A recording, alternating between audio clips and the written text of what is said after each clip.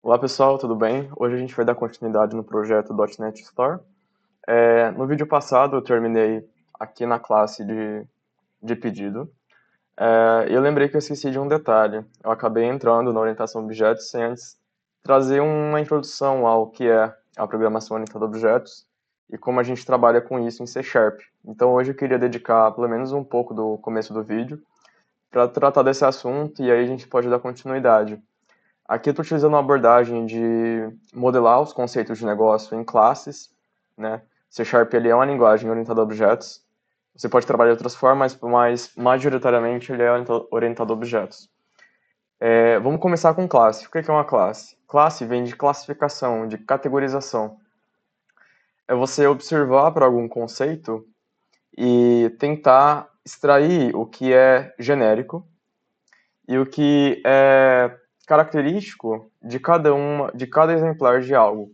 Então, por exemplo, aqui a gente tem um conceito de pedido. A gente vai extrair do nosso escopo de problema quais são as características e quais são os comportamentos que cada pedido possui.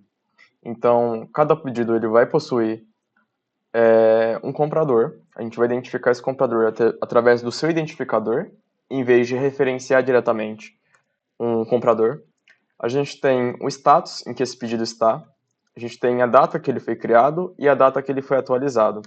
Inclusive, eu esqueci de colocar, esse cara tem que ser private set, porque ele vai ser mutável, e o nosso created at, ele está com private set, só que ele vai ser alterado somente no momento em que esse pedido for criado. Então, a gente vai fazer essa atribuição no momento em que esse pedido foi instanciado. A gente vai colocar um UTC null mesmo, para a gente não ter problema de fuso horário, certo? Então, eu tenho essa classificação a respeito do conceito pedido, e aqui a gente trabalha sempre com a ideia de abstração, certo? Uma abstração é basicamente você olhar para um problema no mundo real e fazer a separação do que é importante para a resolução desse problema e do que é irrelevante, certo? A gente está sempre trabalhando com objetos abstratos, porque eles são fragmentos da realidade. Eles nunca representam a realidade em sua totalidade. Então, por exemplo, um pedido, eu posso ter muitos detalhes, mas não necessariamente todos os detalhes de um pedido são interessantes para o meu problema. Então, eu vou tentar observar sempre um fragmento da realidade, mas um fragmento que é significativo para resolver o problema que eu estou modelando. O paradigma orientado a objetos, diferente de outros paradigmas como funcional ou procedural, ele se baseia na ideia de objetos. E esses objetos eles vão interagir entre si para resolver o problema, certo? Ainda a gente tem a ideia de algoritmo. Então eu tenho um algoritmo que vai ser um conjunto de passos para dar cabo a uma tarefa. Só que nesse algoritmo vai basicamente se resumir a como os objetos vão conversar para que o problema seja resolvido, certo? Então, a gente já começou definindo alguns atributos, né? Isso são atributos, são características de um pedido. Eu não lembro se eu comentei a respeito do que é uma propriedade em C Sharp, mas eu acho que sim, mas relembrando, uma propriedade em C Sharp basicamente é três componentes, é um membro com três componentes. Eu tenho um backing field, uma função de get, uma função para obter o valor, e uma função para configurar o valor, nosso setter. Getter, setter e backing field. Você pode deixar de forma implícita, da forma como a gente declarou esse updated at, ou você pode declarar de forma explícita, colocando explicitamente o seu backing field aqui e fazendo a configuração das funções de get e set dessa forma. Eu vou só desativar o GitHub Copilot para ele não atrapalhar a gente. Então, você tem essa estrutura, lembrando que a palavra reservada value, ela é basicamente o valor que é utilizado no operador de atribuição. Então, quando eu fazer uma instância de order.updatedAt igual a algum valor que é um datetime, esse valor é justamente o valor que está nesse keyword value. Nota que, como ele é private set, eu só posso atribuir esse valor dentro da própria instância de order. Eu não posso fazer isso fora dela, correto? Mas eu vou alterar para a forma implícita, porque tem menos código. Então a gente pode usufruir dessa sintaxe mais simples. Certo? Aqui eu declarei tudo junto, eu vou dar uma separada aqui. Eu vou dar uma organizada também em relação a como está estruturada a organização de pastas. Eu vou criar uma pasta que eu vou chamar de orders, e aqui dentro eu vou jogar essa pastinha de entities, para ficar organizado em relação aos conceitos que a gente tem, os recursos que a gente tem na nossa aplicação. Então eu tenho orders, e aqui dentro eu tenho algumas entidades, e eu também tenho uma enumeração. Eu vou criar uma pastinha para os meus enums, e vou jogar esse order status lá dentro. Ele foi criado aqui para mim, eu vou só organizar na pasta e ajustar o namespace. Então, esse namespace eu vou ter que ajustar, deixa ele só carregar a extensão. Enquanto isso, eu altero esse namespace que já está disponível para alteração. Eu estou utilizando aqui no VS Code a extensão C# DevKit, mas você pode, como eu comentei nos vídeos anteriores, utilizar o que você preferir, o editor de texto que você preferir. Seja um ambiente de desenvolvimento integrado ou um editor de texto como o VS Code. Se você estiver utilizando o VS Code, eu aconselho que você utilize o C# DevKit, que é uma extensão que a própria Microsoft oferece. A gente criou também essa entidade, eu vou jogar para um arquivo separado, e esse cara foi criado aqui para a gente. Em um item de pedido, o que eu posso ter? Um item de pedido, ele vai ter, por exemplo, a quantidade.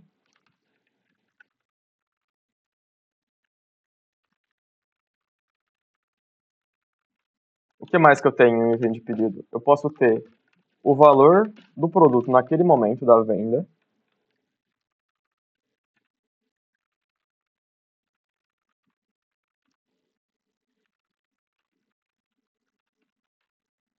Aqui a gente está utilizando um tipo chamado decimal. É um tipo que comumente ele é utilizado aí pela comunidade para trabalhar com sistemas com valores monetários, certo? E ele é um synthes-sugar, ou na verdade uma referência para struct em .NET chamada decimal, que é só um decimal ali maiúsculo, certo? A gente também tem a struct coherence, que ela pode ser utilizada, e essa struct decimal ela é utilizada para tratar majoritariamente com números decimais. Inclusive, você pode observar que a struct decimal ela é combinada com a struct coherence, em que você pode passar a struct coherence por parâmetro no construtor do decimal para informar qual é o valor, qual é o tipo de moeda utilizado, certo? Preferivelmente, utilize decimal para valores monetários ao invés de double, certo? Justamente porque decimal ele tem uma precisão um pouco maior em relação ao double. Então, product value, eu também tenho uma referência a esse produto que foi criado. Nota que aqui eu não estou referenciando esse produto de forma direta, certo? Porque eu não quero criar uma dependência a respeito dessas duas classes. Porque, pense no meu sistema, um produto ele vai existir mesmo que não tenha nenhum pedido associado a ele, certo? Então, no meu sistema, esse cara ainda vai existir. Esse produto ainda vai existir da mesma forma que o pedido, a relação que a gente fez com o comprador. A gente pode ter um comprador, mesmo que esse comprador ele não tenha feito nenhum pedido. Então não faz sentido eu ter uma composição, né, um tipo de associação em que eu tenho um campo, uma referência direta a um tipo pedido nesse cara, certo? Além disso, eu tenho a quantidade, eu tenho o valor do produto no momento da compra, eu tenho esse cara, que é o ID do produto. O que mais que eu poderia ter?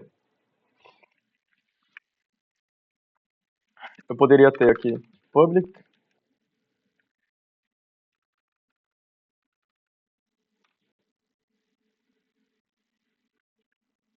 poderia ter o total, que basicamente é uma propriedade, é um campo calculado. Então vai ser um decimal, em que eu posso multiplicar a quantidade vezes o preço unitário, certo? E por enquanto a gente vai pôr essas questões. Voltando para o pedido, a partir disso a gente já pode colocar um pouquinho de comportamento. Por exemplo, Isso depende muito da modelagem que você está fazendo. Na minha modelagem, eu preferi por criar um pedido com comportamento. Então aqui eu vou criar um public void, que é um método que retorna void, add item, em que eu passo aqui para ele uma instância de order item. E aqui dentro eu coloco o comportamento a respeito de como eu vou fazer essa adição, certo? Então, a primeira coisa, não faz sentido eu adicionar um produto que já existe. Quer dizer, faz sentido, desde que eu faça a lógica de incrementar a quantidade. Porque pensa comigo, eu não quero ter no mesmo item, na mesma lista, referências para o mesmo produto. Até porque a gente tem um campo de quantidade. Então, se eu tentar adicionar um item de pedido cujo produto já existe, eu só quero incrementar a quantidade. Nota que aqui não faz. A gente poderia até fazer diferente. Em vez de passar a instância direto aqui, a gente poderia passar um guide, product, product ID, um decimal, product price, acho que o nome é apropriado, vou trocar aqui para price. E aqui a gente continua. Aí a gente tem product ID, product price e a quantidade. Quantity.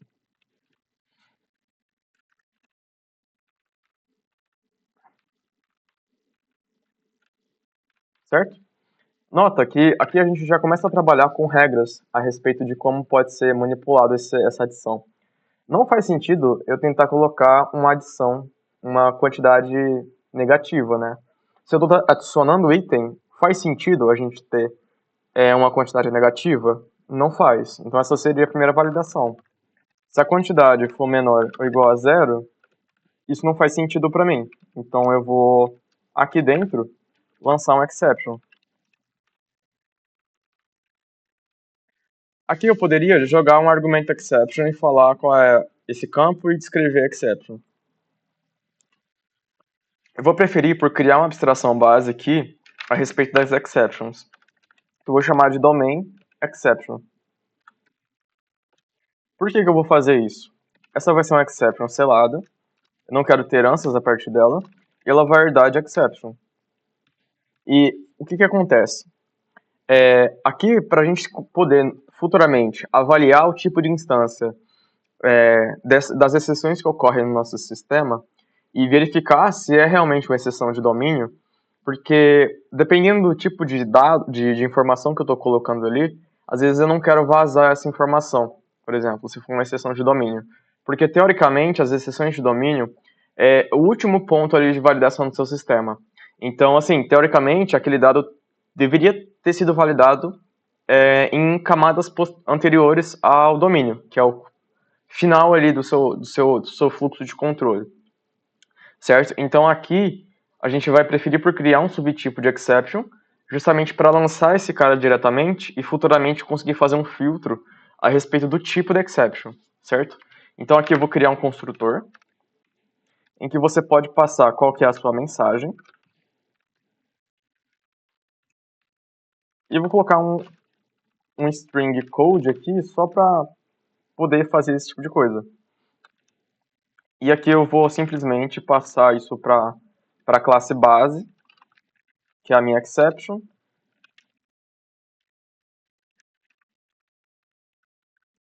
Somente a mensagem, na verdade. E esse code aqui eu vou colocar como um campo. Vou fazer melhor, para a gente colocar uma sintaxe mais moderna, vou utilizar primary constructors e colocar direto aqui.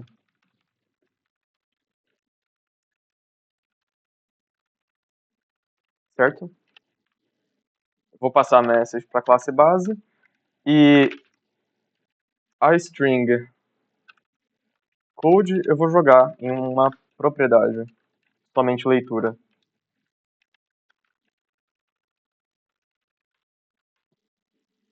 Correto?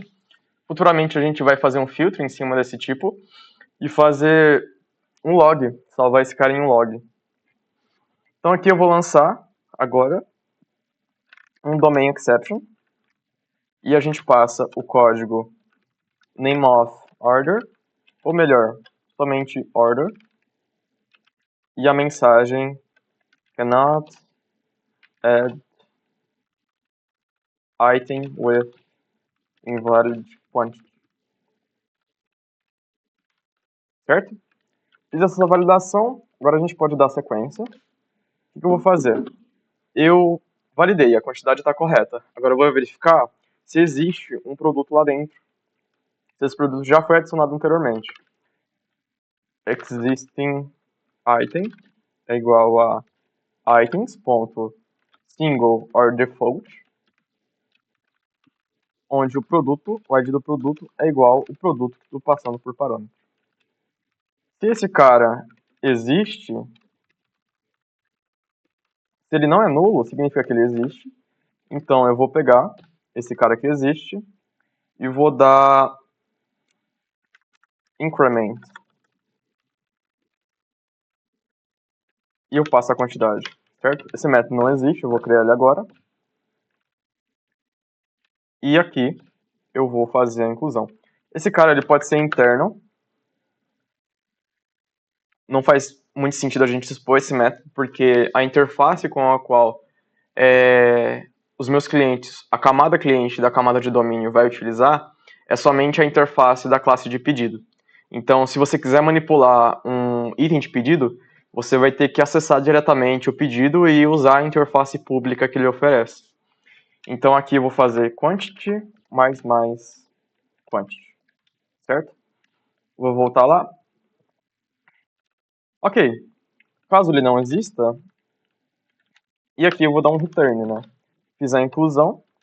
Agora, caso ele não exista, ou seja, esse existing item ele retornou nulo, eu vou fazer a inclusão de um novo item de pedido. Então, add new, e aqui eu vou informar, vou criar um construtor aqui na verdade,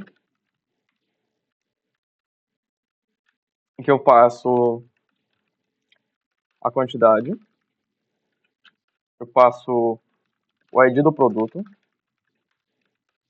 e eu passo qual é o preço do produto naquele momento.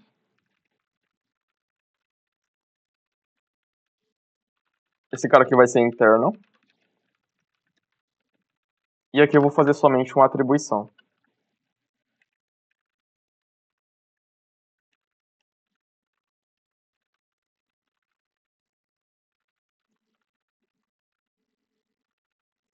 Eu vou fazer essa atribuição.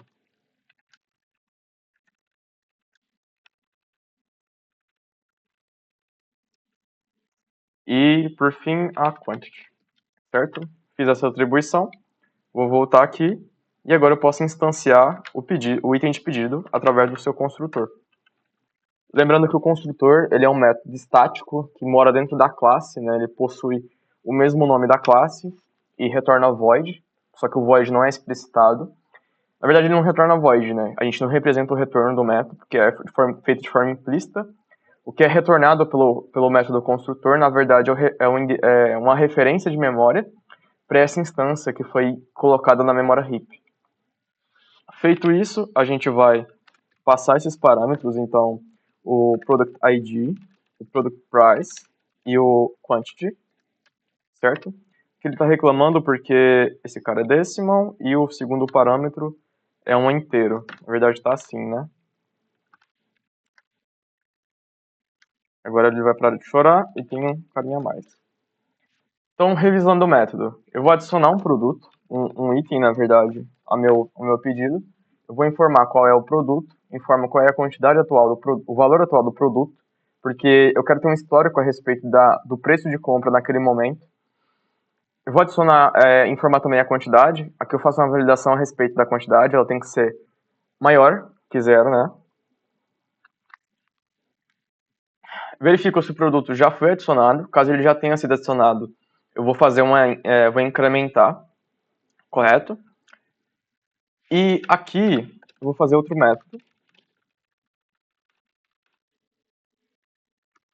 Eu vou passar um remove item,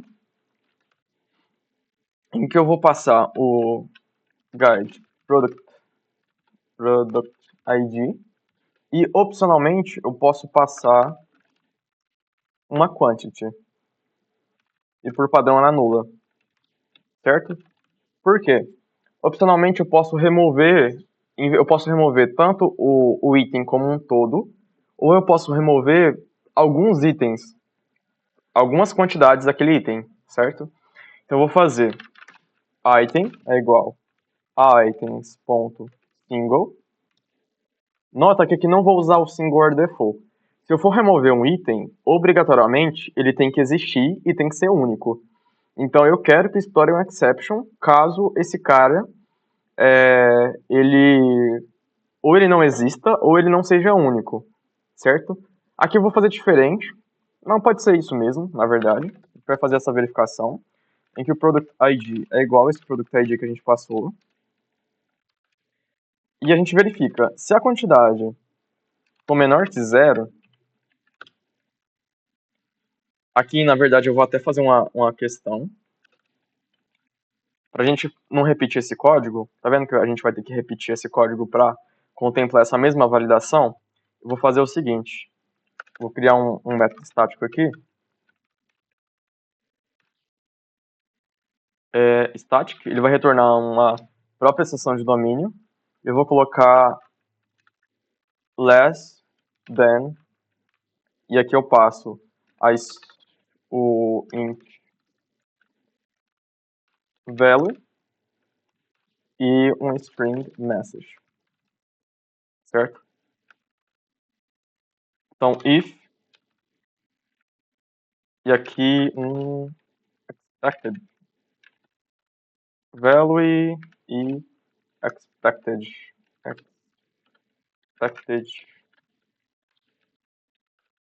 Então, if o valor ele é menor ou igual, less, na verdade, deixa eu colocar aqui, ó, less than or equal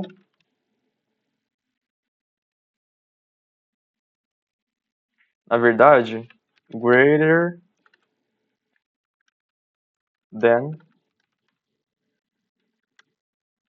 e aí a gente faz if o value for menor que o expected, se esse cara for menor ou igual ao que é esperado, significa que ele não é maior que alguma coisa.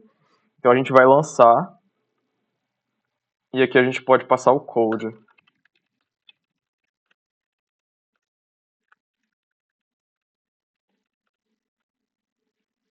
A gente vai fazer o seguinte, a gente pode passar uma message e um code. A gente faz through new exception. Na verdade, domain exception, né? A gente passa o code e a message. Na verdade, aqui a gente retorna void e a gente lança exception caso esse cara ele seja inferior ou igual ao que é esperado. Porque pela semântica aqui do nosso método, a gente quer que seja maior, o valor ele seja maior que o valor esperado. Se ele não for maior que o valor esperado, a gente lança um exception, que é justamente a negação desse cara, né? Porque isso aqui é o equivalente a fazer isso aqui, né? Que é o value, a negação de value maior que expected. Expected. Quer dizer, a gente quer que o value seja maior que o expected. Caso ele seja diferente do que é esperado, a gente vai lançar exception, certo? Então aqui é justamente isso. Caso ele seja diferente do esperado, a gente lança exception, correto? Então aqui a gente vai mudar e a gente pode pegar, fazer o seguinte: domain exception ponto greater than. Aqui a gente vai passar qual é o valor, que é a quantidade. O expected ele tem que ser maior que zero. A mensagem, que são os dois parâmetros que a gente passou, certo? Nota que a gente fez essa condicional e aqui eu vou criar, aqui no nosso diretório de order, eu vou criar na raiz mesmo um order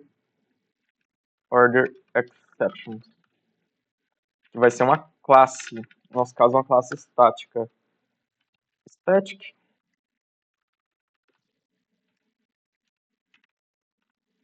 public static, e aqui a gente coloca um domain error.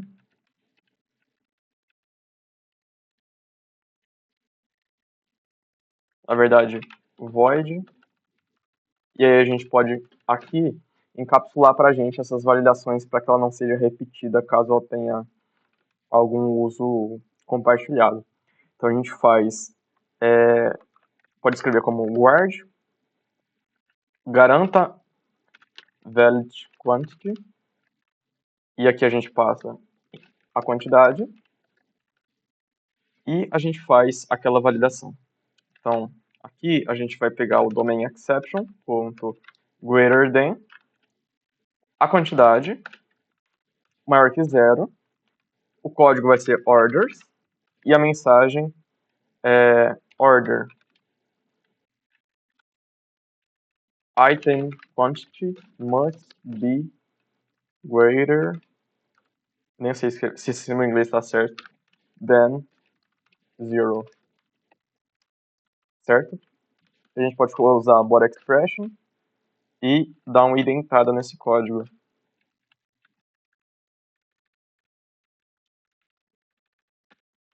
Certo? E agora, a gente pode utilizar esse cara aqui e não precisar repetir esse código. Então a gente vai fazer order exceptions ponto guard quantity e aqui também. Então order exception ponto guard valid quantity e a gente passa quantity. E agora a gente não precisa mais, isso aqui é um inteiro, né? Que a gente vai, na verdade isso aqui não é zero, né? Is not null. Se esse cara não é nulo, a gente vai garantir que essa quantidade ela aqui no remove item. E aqui a gente pode fazer direto aqui, né? Porque a gente já encapsulou aquela validação. Então, esse cara já está garantindo para mim que eu tenho uma quantidade válida. Caso a quantidade não seja válida, aquele cara vai lançar um exception. Então, o fluxo de controle para esse método ele vai ser quebrado, certo? E esse código não vai ser executado. Então, esse orderExceptions.guard garanta uma quantidade válida, ele vai garantir justamente que esse fluxo de código abaixo dele não seja executada caso a quantidade seja inválida. Remove item. Como a gente estava fazendo, a gente vai passar o produto que você quer remover e, opcionalmente, você pode passar a quantidade que você quer remover. A gente vai buscar o item, caso ele não exista, a gente estoura um exception, porque esse single vai verificar que tenha um único elemento ele exista. Caso contrário, se a gente quisesse opcionalmente ele existir ou não, como o caso do add item, a gente utiliza o single or default. Então aqui no remove item a gente busca o item e a gente verifica a quantidade que foi passada, ela é não nula, quer dizer, o cara quer remover uma quantidade. Se ele quer remover uma quantidade, a gente garante que essa quantidade seja maior que zero e a gente faz o decrement. Então, item. A gente fez o método para incrementar, a gente faz o método para decrementar. Decrement.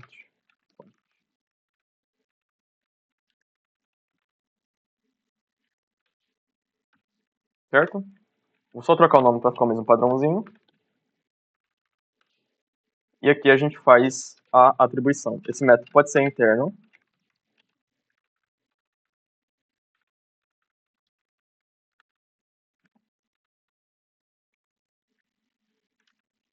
E aqui a gente retorna. Certo? Agora, se eu passar somente o ID do produto, certo? Quer dizer que eu estou querendo remover o item inteiro. Então eu vou fazer items.remove item. Certo? Então o que eu estou fazendo? Ah, beleza, você passou uma quantidade. O que eu poderia fazer, na verdade, inclusive, é verificar. Beleza, a quantidade, ela se ela for diferente de nula, quer dizer que ele passou uma quantidade. E eu quero decrementar essa quantidade. Agora, se esse cara, além disso, se essa quantidade, na verdade, vamos colocar ou por enquanto, a gente corrige depois. Se essa quantidade for igual... Ah, não, na verdade a gente pode fazer assim, ó. E a quantidade, ela tem que ser diferente do item.quantity. Porque assim, se eu passar a mesma quantidade que atualmente está no produto, a quantidade vai ser zero quando eu fazer o decremento. Então, eu deveria remover esse produto da lista e não decrementar a quantidade. Então, aqui eu vou garantir. Beleza, ele não é nulo, quer dizer que ele quer remover uma quantidade. E além disso, a quantidade precisa ser diferente da quantidade que eu quero que ele já tem atualmente para fazer o decremento. Para que tenha a questão de eu não zerar a quantidade e, além disso, eu não tenho a possibilidade de ter uma quantidade negativa. Então eu poderia até fazer essa validação aqui, ó. Além disso, eu não posso ter o cenário, e aqui eu também. Eu vou fazer só uma questão, que a quantidade ela vai ser, vou incrementar aqui como um match.abs, para pegar o valor absoluto dessa quantidade, certo? E aqui a mesma coisa. Eu vou pegar aqui e vou fazer o seguinte. If, que vou fazer a mesma coisa, só que na verdade, quantity,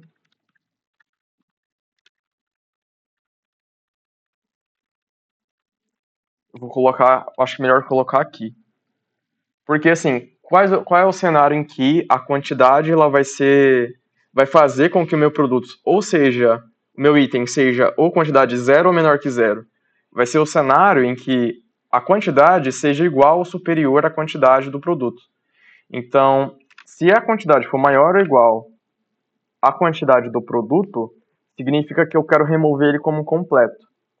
Você poderia fazer essa regra, ou você poderia lançar um exception falando: não consigo remover uma quantidade superior à quantidade do produto. Então a gente poderia manter aquela validação, que tem que ser diferente, e aqui fazer uma validação a mais, que é o seguinte. Beleza, você passou a quantidade que você quer remover. Além disso, se esse cara aqui que você passou, ele for maior, na verdade aqui eu posso deixar aquele diferente, tem que ser diferente. E aqui eu verifico. Se a quantidade que você passou é superior à quantidade atual do produto, aqui eu vou lançar um exception de domínio, certo? Porque se eu fazer esse decremento,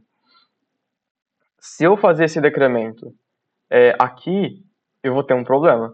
Porque esse decremento vai fazer com que a minha quantidade ela seja negativa. Isso quebraria a consistência do meu sistema. Então, aqui, além disso, na verdade esse cara está validando valid non-negative, certo? Vou criar um método aqui, que vai ser estático, void, guard,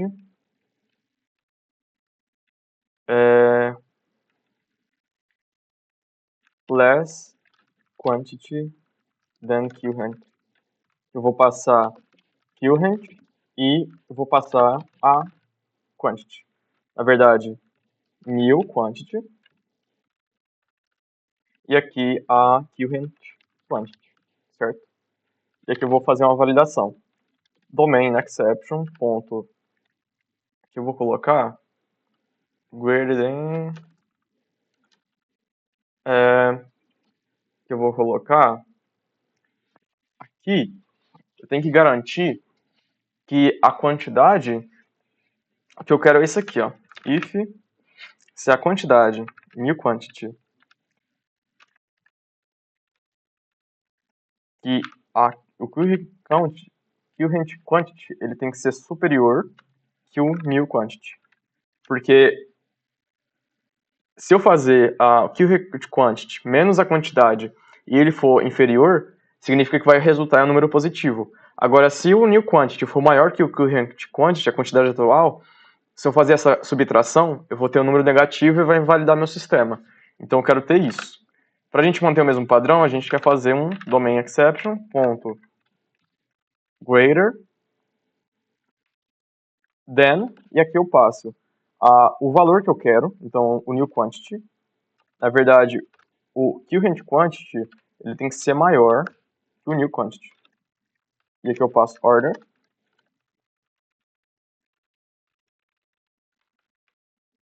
New quantity must be less than current quantity.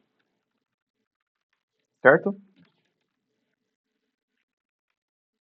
Eu vou colocar como body expression, vou colocar direto aqui para ele não quebrar errado. E eu tiro essas chaves. Certo? Então, só reforçando. Aqui a gente vai passar para esse método. A gente vai passar aqui current quantity e a new quantity. A gente vai passar, que ele vai verificar. Ele vai verificar o contrário disso. Ou seja, esse cara, o valor esperado, então esse cara, ele tem que ser maior que esse cara. No caso, a gente passou esse cara aqui, que é o new quantity. Na verdade, é o new quantity e o current quantity. Então, se o new quantity ele for superior ou igual a esse cara, a subtração pode resultar em um valor negativo, além a gente lança um exception, certo? Que é a negação disso aqui. Voltando lá, então a gente vai garantir, se esse cara tiver pegar, e aqui a gente vai order exceptions.guard,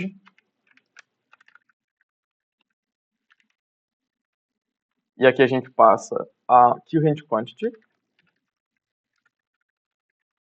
a quantity. Ele está chorando porque passo 2 inteiros, e esse cara pode ser um inteiro não nulo, então não vale. Então a gente vai garantir que esse valor, que o valor atual, o valor que você quer trocar seja inferior ao valor atual, certo? A gente vai garantir, antes disso, a gente vai garantir que o valor seja não nulo, caso ele seja passado, certo? Na verdade, a gente nem precisa mais disso. Que, por exemplo, o valor atual, ele é igual a 10. E o new quantity, você passou 2. Quer ver, a quantidade que você quer remover, na verdade, eu até coloquei o nome errado, né? Quantity. To remove. É igual a 2, certo? Aqui eu vou garantir. Eu vou garantir que primeiro, que esse cara, ele é não negativo. E segundo, que esse cara, o 10, ele é superior a 2, né? No caso, se 2 for maior ou igual a 10, que no caso não vai estourar exception, né? Agora, se for o contrário, ele vai estourar exception e eu tenho essa garantia, certo? E aqui eu vou fazer o decremento, vou colocar em body expression e tudo certo. Depois a gente vai escrever uns testes unitários para garantir. Eu estou um pouco cansado, então pode ser que até uns erros meio bestas eu acabe cometendo, mas depois a gente vai corrigindo com o tempo. Vocês podem usar a aba de comentários também para fazer essas sugestões ou correções, caso seja pertinente. Então, beleza. E, ok, a gente tem os nossos dois comportamentos. A gente já tem alguns dados, que vai ser interessante para a gente. E a gente vai começar com a persistência, certo? A gente vai armazenar esses dados em um banco de dados. Mas antes disso, nota que para persistir esses dados no banco de dados, eu precisaria ter o nosso comprador, porque isso vai virar para a gente uma tabela, e essa tabela tem uma chave estrangeira que referencia a tabela de compradores. E lá a gente tem justamente a linha que vai identificar os dados desse comprador. Só que se ele não existe, e aqui a gente não tem uma condicional de opcionalidade, esse cara tem que ser sempre tem que ter um valor, a gente vai precisar criar antes a tabela de compradores. Só antes disso aqui, eu reparei que eu esqueci de passar o construtor. Então aqui a gente vai criar um construtor. E aqui a gente vai passar o guide viewer ID. A gente vai passar um params de ordered items. E aqui eu vou fazer essas inclusões, que é basicamente setar esse cara como o viewer ID como o cara que você passou, viewer ID, o items.addRange, e aqui eu passo o items, e o status eu vou setar como draft, certo? Um rascunho, por enquanto um rascunho. Cancelado, entrega, beleza. Ou se você preferir, você pode deixar esse cara como privado e criar um método de fábrica. Então aqui você poderia criar um método de fábrica. Static order draft. E aí você passaria o GUID viewer ID params de order item. E aí você faz e você retorna um new order passando o viewer, que você pode passar direto, e vou renomear só para manter o padrão de nomenclatura, que aqui é um parâmetro, eu passo minúsculo e aqui já está minúsculo. Só que aqui eu vou fazer uma validação extra, que eu vou garantir, então domain errors, na verdade domain exceptions, not equal, e aqui eu passo viewer ID, ele não vai ser igual a grid.end, certo? E aqui eu vou fazer um método, ele pode ser genérico, só para a gente garantir e manter a semântica. Pode ser público, se eu quiser usar ele externo. E aqui a gente vai lançar um exception.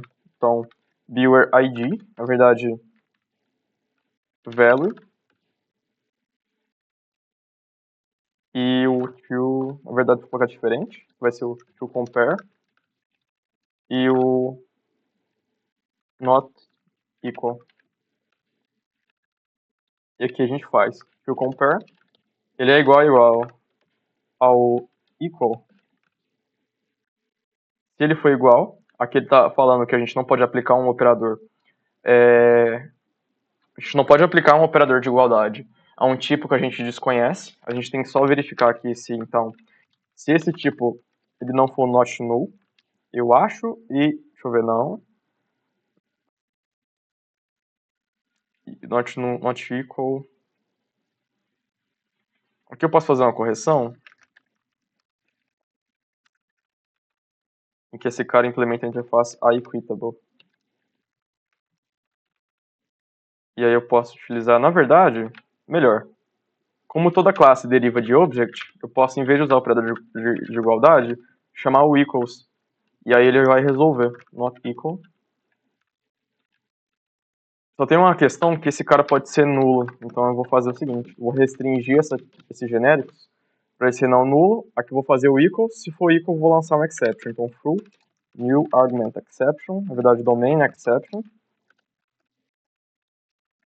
E aqui você pode passar, além do valor para comparar, do valor que não pode ser igual, você pode passar um código e um string message, certo? E aqui eu vou fazer a instância de domain exception, passando o code e a message. Ok, voltando lá, ele não fez a inferência de tipo. Na verdade, ele fez a inferência de tipo, só que faltou dois argumentos, que é o code. Vou passar como orders, e eu vou falar que é invalid viewer ID, certo? Que ele já vai fazer a inferência de tipo, que é fazer a tipagem desse T como um grid. O grid ele é não nulo, e o equals do grid ele vai justamente comparar esses valores e ver se eles estão iguais. Ok? Qual é a vantagem de utilizar um método de fábrica? O método de fábrica ele é interessante não só para você dar um nome significativo para sua instância, mas também para você às vezes, fazer um comportamento que vai além do que você faz no construtor. Porque o objetivo de um construtor é só fazer a atribuição das propriedades, às vezes uma validação aqui, outra ali, e ele não tem muito, o escopo dele é muito limitado a respeito do objetivo pela qual ele é empregado. Já o método de fábrica te dá a opção de, às vezes, fazer um comportamento a mais. Às vezes, utilizar algum serviço de domínio injetado via parâmetro aqui, ou utilizar um método diferente. No meu caso, eu estou utilizando mais para dar um nome significativo a esse construtor. Então, eu privei o construtor da classe e usufruí Usufruí não, eu ofereci a construção de um objeto de order através de um método de fábrica, certo? Que ele pode utilizar e chamar. Então, por exemplo, eu vou utilizar esse método através de um order.draft, quer dizer, order.rascunho, em vez de simplesmente fazer um new order, certo? Mas fica a critério. É só questão de perfumaria, assim, como as pessoas dizem. Fica a critério, você poderia fazer essa validação aqui também direto no construtor, mas você pode utilizar o método de fábrica também, caso você julgue apropriado. Beleza. Feito isso, a gente vai voltar aqui para nossa solução e a gente vai criar uma nova pasta, que eu vou chamar de Viewer. Viewers, eu não sei como que é o plural disso, vou colocar dessa forma, mas pode estar incorreto. Peço que me corrijam caso errado.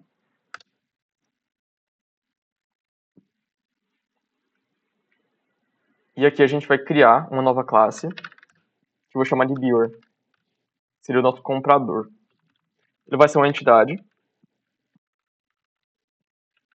Ele vai ter um nome.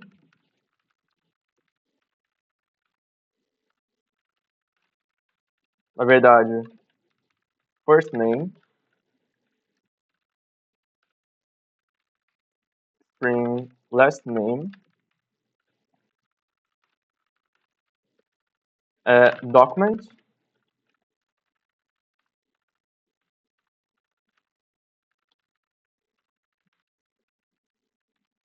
todos os campos privados. Eu não quero ter o acesso de qualquer forma. Eu quero ter impor regras a respeito do acesso à configuração dessas propriedades.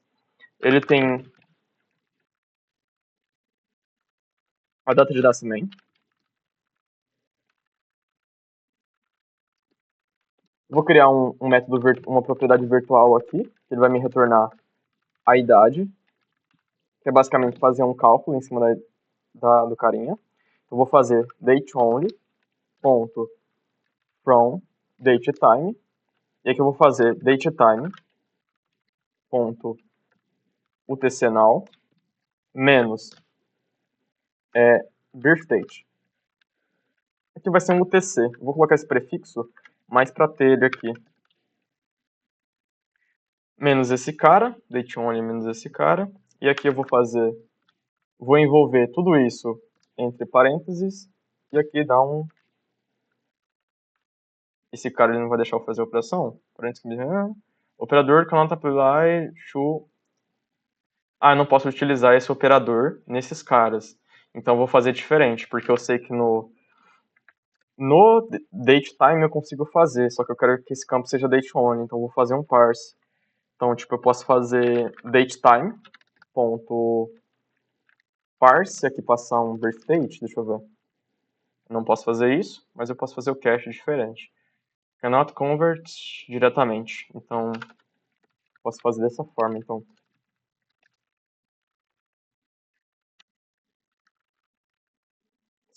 E aqui eu faço menos birthdate, datetime.utcnow. Ele não vai deixar eu fazer o parse. Cannot convert to... Tá, então eu vou fazer diferente. Já que ele não me dá escolhas. Datetime, ponto. E aqui eu faço from filetime, from binary, returns datetime, né?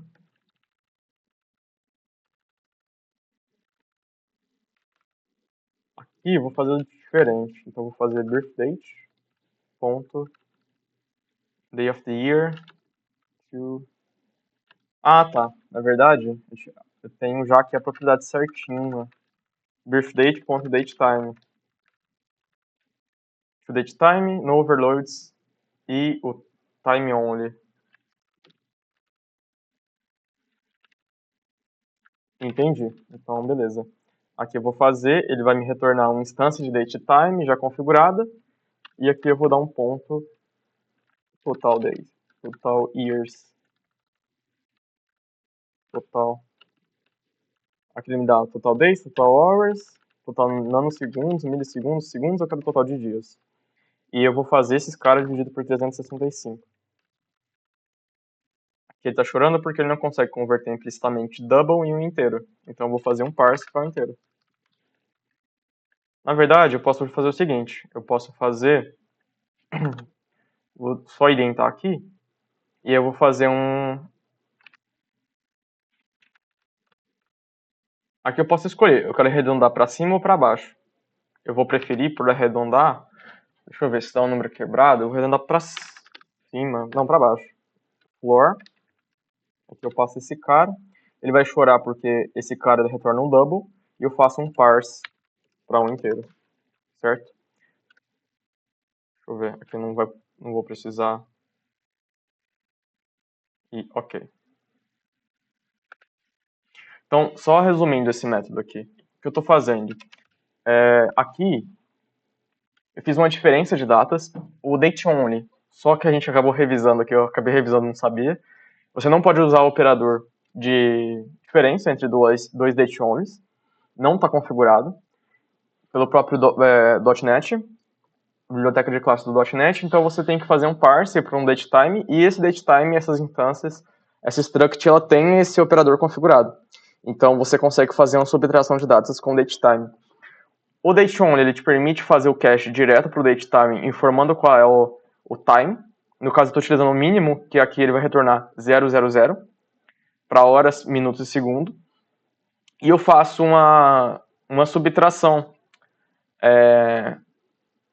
Na verdade, tem que ser ao contrário, né? Eu tenho que fazer assim.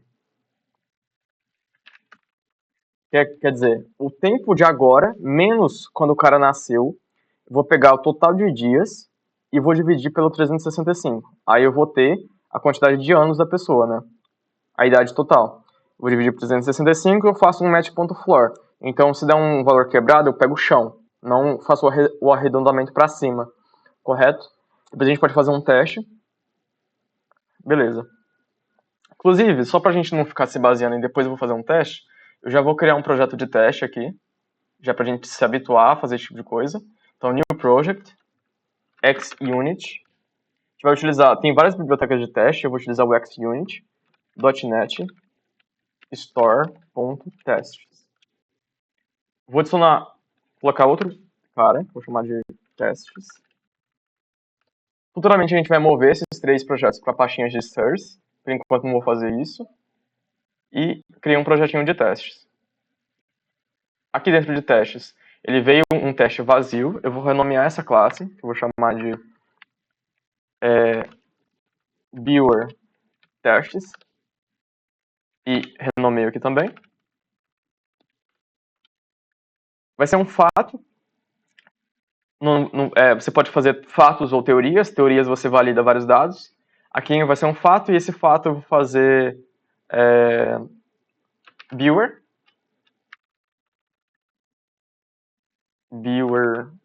age must. Então, viewer age. Como eu informo qual que é a classe, qual que é o método, ou na verdade a propriedade que a gente vai avaliar. Must be. Vai ser bem genérico, must be valid, mas tipo, deveria ter um nome mais significativo. Mas aqui eu vou fazer a instância de um carinha. Então var viewer, or new viewer. Vou adicionar a referência desse projeto ao projeto de... Vou adicionar a application core. Aí eu posso referenciar, e aqui eu passo esse cara. Eu vou só fazer o construtor dele aqui, onde eu passo string first name, last name, o document e o date only, birth date, certo? Eu vou fazer simplesmente as atribuições, depois eu faço as validações.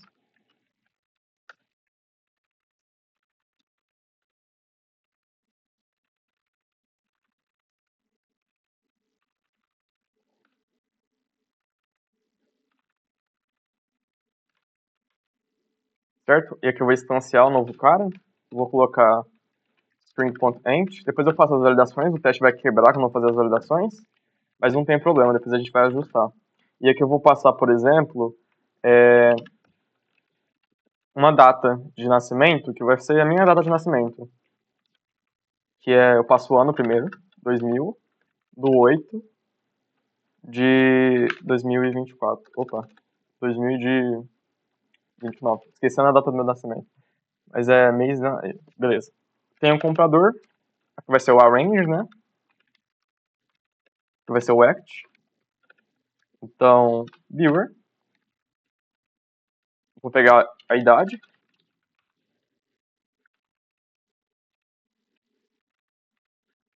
Nesse cara e o assert.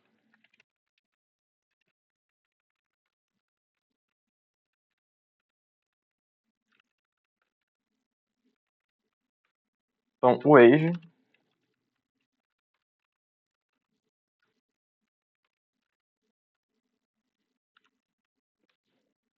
Ele tá falando aqui, tem uma sugestão.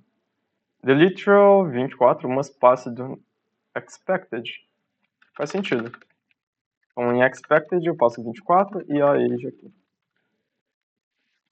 O que que acontece? Aqui eu vou validar se realmente a idade está sendo 24, né? Porque hoje eu tenho 24 anos e eu nasci no ano 2000. Se eu nasci no ano 2000, eu tenho que ter 24 anos. Aqui, o que eu teria que fazer? Eu teria que, por exemplo, se fazer esse tipo de teste, às vezes fazer um mock desse cara aqui, entendeu? Porque eu estou pegando o tempo de agora direto dessa interface do datetime.tc now. Isso me restringe um pouco a respeito de testes, porque eu sempre vou restringir com essa classe concreta, esse método concreto. Então eu não consigo fazer um mock desse tipo de coisa. Na verdade, dependendo de como esse cara for implementado, ele vai fazer justamente com a gente pegando um sistema operacional.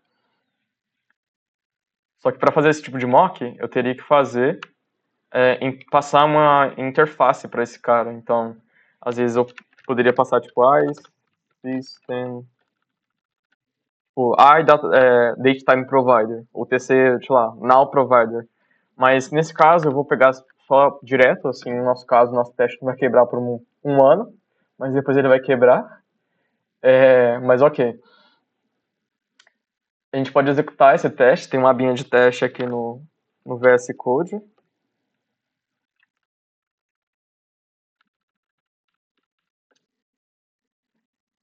A gente vai executar esse teste. Aqui eu coloquei para ele depurar, só que eu não coloquei breakpoint, então ele vai bugar. Mas, ok. Vamos rodar. Eu nem sei se precisava de teste, não sei se a gente precisava de necessariamente fazer isso. Eu rodei o projeto errado, inclusive. Mas é esse cara aqui. Mas é bem simples, assim, esse método de... Só pra gente mostrar também a questão do teste unitário. Que você consegue testar parte do seu aplicativo sem necessariamente rodar o projeto inteiro. Então, aqui na cidade retornou 24, que é o esperado, e o teste vai passar. Caso mudasse, por exemplo, a implementação desse cara para dividir por 300, ele já quebraria, certo? Então a implementação está incorreta. O teste vem justamente para ajudar a gente a implementar isso de forma correta. Tá vendo? Vai quebrar o teste. Então, o esperado era 24, se eu nasci em 2000, e foi retornado 29 desse método, certo? Então tá errado aqui. 365 é o correto. Da mesma forma que a gente poderia escrever testes unitários para o nosso comportamento de pedidos. Então eu vou criar uma classe aqui, que eu vou chamar de orders testes. A classe vai ter um fato, fact, public void, order. Vou testar o método addItem. Na verdade, eu vou fazer diferente a nomenclatura. addItem, eu já estou no escopo de uma classe, eu já defini essa classe como orders. Então, eu vou falar qual é o método que eu vou testar, que é o addItem. Qual que é a condição? Então, when. Aqui a gente vai testar o comportamento de add. Então, a gente vai testar com uma quantidade negativa, certo? A gente vai testar se ele está deixando adicionar uma quantidade negativa. Então, when negative quantity passed must through domain exception. Certo? Então, a gente vai fazer o arrange.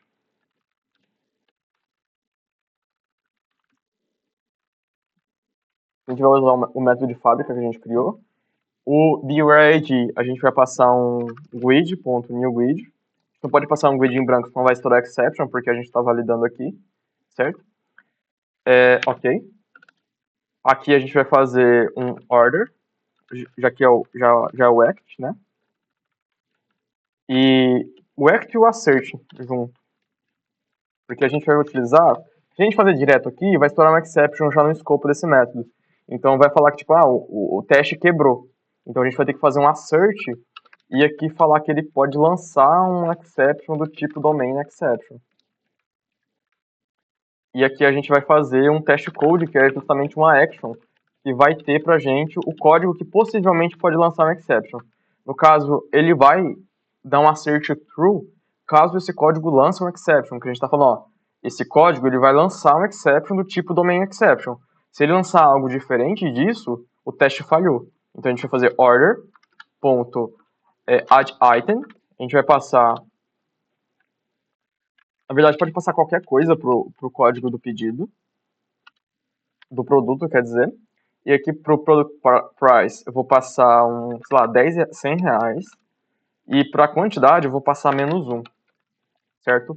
Então, se esse cara aqui, ele não lançar, esse cara aqui ele vai retornar para mim uma domain exception. Eu posso pegar essa exceção que foi lançada aqui. Então, tipo, para mostrar para vocês, eu vou pegar ela aqui.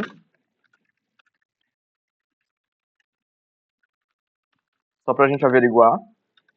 E aqui eu vou simplesmente fazer um console.writeLine raised_exception.message, certo? Só para a gente analisar esse tipo de coisa. Então eu vou adicionar um item ao pedido com qualquer valor de product ID, com um preço aleatório e uma quantidade negativa. Ele vai validar a quantidade, vai lançar um exception e eu vou averiguar se essa exception é do tipo domain exception, certo? Vou depurar esse teste, então vou abrir a abinha de teste. Eu vou fazer um scan para ele buscar esse teste novo.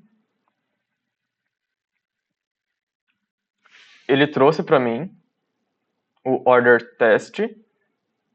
Ele só não trouxe o nome correto. Em todo caso, eu vou fazer a depuração. Instanciei um novo pedido através do método de fábrica. Ele trouxe aqui para mim. Eu vou lançar um exception. A gente vai entrar dentro desse método. Entrei aqui dentro. Vou lá no meu guard. Ele vai validar. O valor -1. 0 é maior ou igual a -1? Sim. Então, quer dizer, a gente está tentando adicionar um produto ao nosso pedido em que a quantidade é negativa. Isso tá errado, certo? A gente vai lançar um exception. Lancei exception. Essa exception vai cair lá, nesse cara. No caso aqui, parou a execução porque a gente lançou exception e ele entendeu que, tipo, deu problema, mas é isso que a gente quer que aconteça. E aqui a gente vai rodar de novo para olhar o debugger sem esse cara. Né, eu vou rodar o debugger aqui.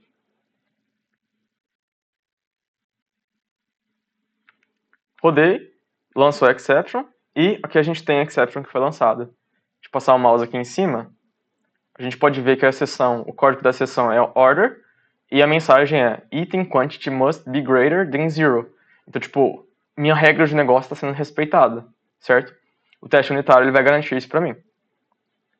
Ok. O último passo, esse vídeo já está ficando um pouco extenso, é a gente fazer a configuração do banco de dados. Então, a gente vai pegar a última passo que eu quero fazer a configuração do banco de dados. O nosso carinha aqui, ele tem algumas coisas já. Tem o primeiro nome, o último nome, o documento e a data de nascimento. Por enquanto, ele já vai ser o suficiente pra gente. Depois eu vou adicionar alguns comportamentos aqui e outras propriedades, mas por enquanto é isso. Eu tenho um construtor, não tem validação por enquanto. Eu vou colocar até como to-do. Certo? Agora a gente vai configurar o banco de dados. A primeira coisa que eu vou fazer é fazer a conexão da string de conexão. Então, aqui na nossa API, eu vou criar uma nova, aqui no appsettings.json, vou começar pelo appsettings de desenvolvimento, e aqui eu vou colocar uma default, nossa string de conexão. Você não precisa saber desse valor de core, inclusive nem eu sei. Você pesquisa no Google aqui, ó, connection string, e você pode acessar esse primeiro URL aqui. Eu vou utilizar o banco SQL Server, que é esse carinha aqui, e você pode pegar a connection string aqui, certo? Eu vou pegar esse carinha mais simplesinho aqui. Na verdade, eu queria com Trusted Connection, deixa eu ver. Aqui. Vou colar esse cara aqui e vou substituir pelas minhas credenciais. Localhost. Na verdade, eu vou pegar esse cara aqui, ó.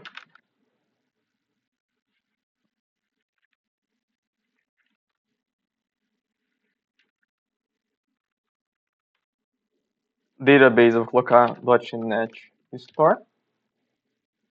O user ID vai ser... Na verdade, é esse cara que eu quero. Oh, perdão. Que eu vou fazer a autenticar via as credenciais do próprio Windows. Deixa eu ver. Localhost. Database vai ser .NET Store e Trusted Connection Truth. Beleza. Deixa eu abrir as minhas extensões aqui.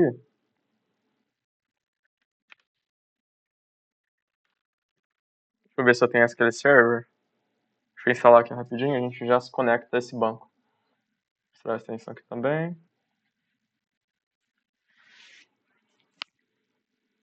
Enquanto isso, vamos já fazendo o nosso DDL. Eu vou deixar aqui do lado, eu vou diminuir só a fonte aqui rapidinho. E a gente deixa essa classe aberta. Vamos começar por ela. Aqui no nosso projeto eu vou criar uma nova pasta. New Solution Folder. Vou chamar de SQL. E aqui eu vou criar um arquivo que eu vou chamar de New File. Que vai ser um arquivo SQL. Que eu vou chamar de DDL. Data Definition Language. .sql. Que a gente vai definir nossos objetos do banco de dados. Então a gente vai fazer começar criando o banco de dados. Então vou usar a master, certo? Vou criar um banco .NET Store. Vou usar esse banco que eu criei. E aqui a gente vai criar os objetos. Eu vou fazer um split aqui. E aqui eu vou abrir o nosso pedido. Na verdade, o nosso comprador. E a gente vai começar a criar esses objetos. Então, create table viewer.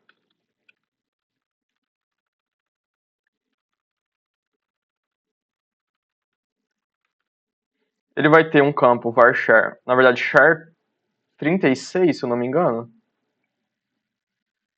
Deixa eu ver quantos caracteres tem.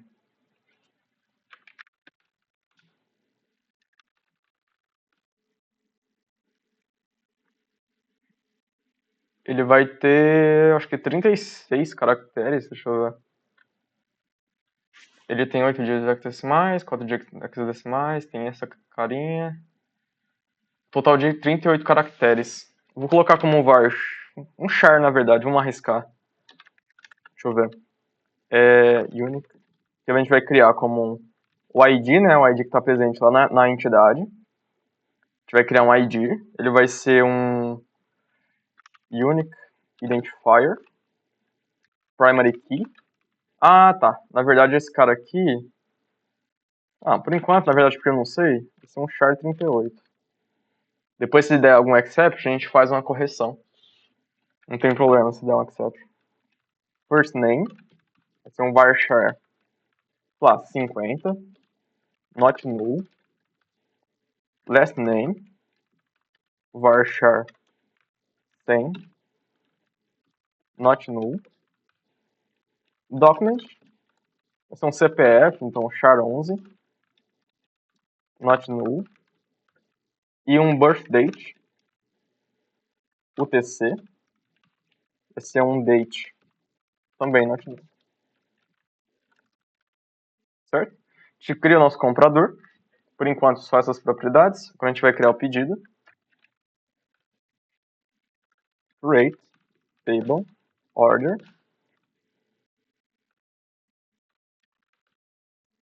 ID, char 38,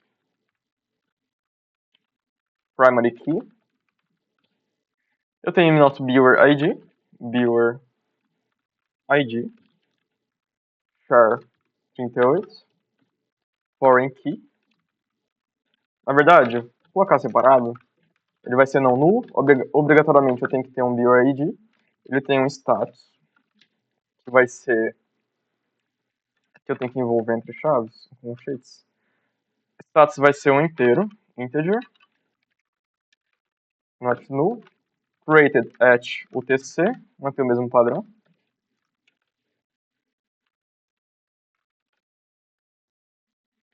Date, time, not null. Default, get date, certo? Caso a gente não passe, ele pega o data padrão do sistema ali do SQL Server. Updated at UTC, date time também. Not null, default, get date. Vou colocar mais um campo aqui, que é o deleted at UTC. Date time, só que ele pode ser nulo. Date time, default, null. Certo? Aqui eu tenho uma constraint. FK, order, viewer ID. Foreign key. Para a coluna viewer ID. Referenciando a tabela de viewer no campo ID. E esse objeto é isso. O que ele está chorando aqui? Uma sintaxe incorreta próxima de ponto. Uma sintaxe incorreta próxima de ponto. Sintaxe correta próxima a order. Ah, não, pera. Quoted ID.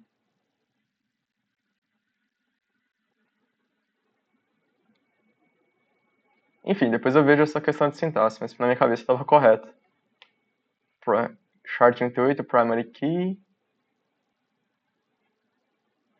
Integer, created at, date time, not null, get date. Updated at, papapá. Nome da minha constraint, foreign key, a coluna que eu referencio, que é o viewer ID. E sintaxe incorreta, próxima order. Ah, tá. O que acontece? Bom que a gente já entendeu isso aqui. O SQL Server ele tem algumas palavras reservadas. Então, caso você queira utilizar essas palavras reservadas como nome de objetos, você tem que envolver esse objeto entre colchetes. Por isso que eu não consigo utilizar a palavra order diretamente. Dá erro de compilação ali de sintaxe. Mas se eu envolver entre colchetes, sim. Mesma coisa para o status. O status parece que é uma palavra reservada. Fica até em rosa, né? Acho que o status não, mas parece que sim. Então, você envolve ali entre colchetes, mas no banco vai estar como order mesmo. não vai estar com colchetes. Beleza. Para criar o order item, eu precisava criar o produto. Então, vamos criar aqui rapidinho a tabela de produto. Mesmo que ele não exista a classe ainda, depois a gente cria a classe. Create table product. Um produto tem um ID, que é um char38. Primary key. Ele tem um nome, então, sei lá, title. Varchar 50. Não pode ser nulo. Tem um description. Varchar sem not null. Ele pode ter uma imagem. Varchar. Vou colocar aqui 500. Uma imagem com uma URL grande. Tem que ter uma imagem obrigatoriamente. Ele tem uma category ID, vai ser um char38, a gente vai criar essa categoria ali em cima. Not null. Tem que pertencer pelo menos pertencer a uma categoria. Então create table category. Essa categoria vai ter um ID char38 primary key. Title vai ser um varchar 50 not null e tem que ter uma description.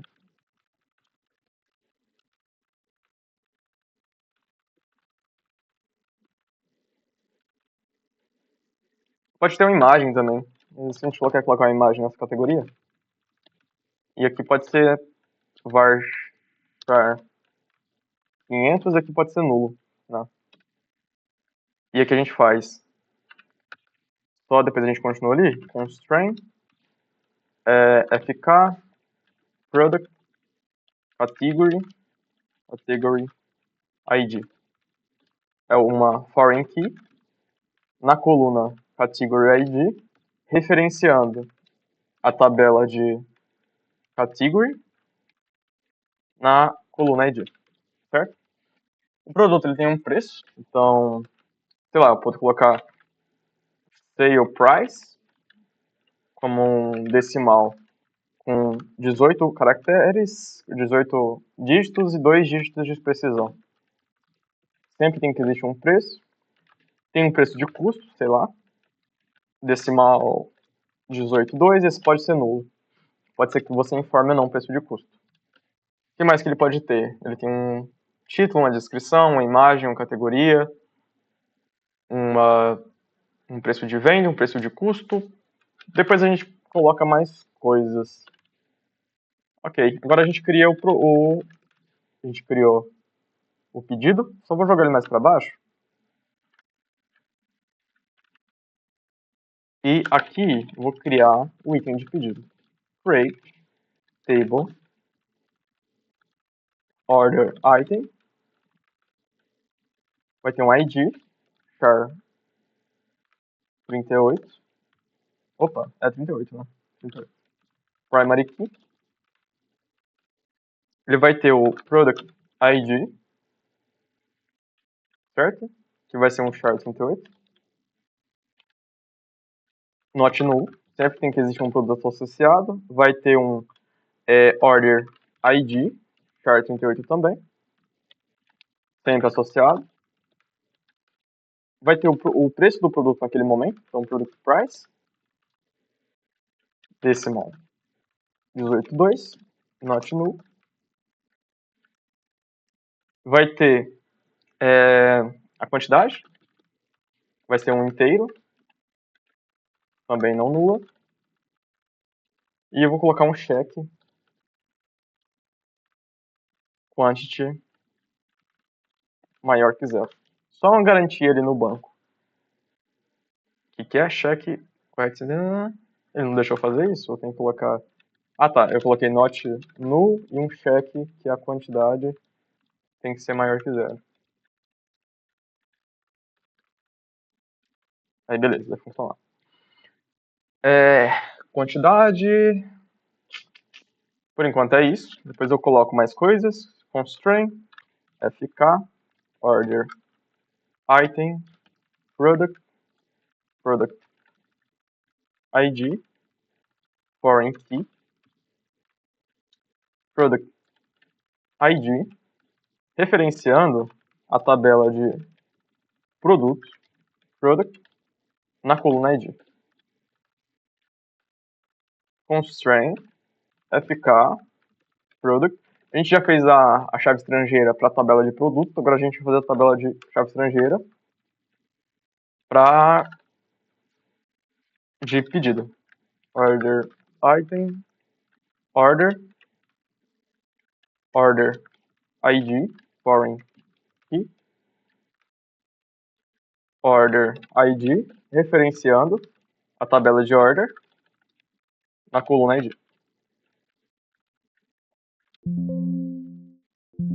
Configurar o formatter. Aqui eu tenho que envolver entre colchetes para ele não dar erro de conflito de nome. Eu vou fechar, só porque a gente já abordou o que tinha para abordar. Só revisando, a gente criou um banco de dados, que eu chamei de .NET Store, criou a tabela de compradores, tabela de categoria, tabela de produto, tabela de pedido e a tabela de item de pedido. Por enquanto é isso, o vídeo está um pouco extenso, eu tentei abordar de uma forma mais rápida alguns conceitos, outros eu entrei em mais detalhes, mas o objetivo, né, eu não sei se eu comentei no vídeo anterior, mas a gente começar desde o zero, não tem problema se o vídeo for longo, se você quiser colocar no 2x aí fica a critério, mas a gente tentar construir esse projeto do zero, certo? Conectar com o banco de dados, fazer operações de leitura, fazer operações de escrita, desenvolver uma aplicação web e futuramente fazer um front-end para consumir essa aplicação web, certo? A gente vai tentar usar boas práticas de programação, um bom design de código e uma boa escrita no sentido de que outros desenvolvedores vão conseguir ler seu código e conseguir entender. Então a ideia é essa, certo? Espero que você goste. O espaço de discussão está aberto aí embaixo na aba de comentários. O intuito aqui é a gente aprender junto. O que eu sei aqui é um pouco do que é esperado, assim, tipo, eu sei um pouquinho, então a gente vai aprender junto aí. E é isso. Que você aprenda, que você compartilhe o conhecimento.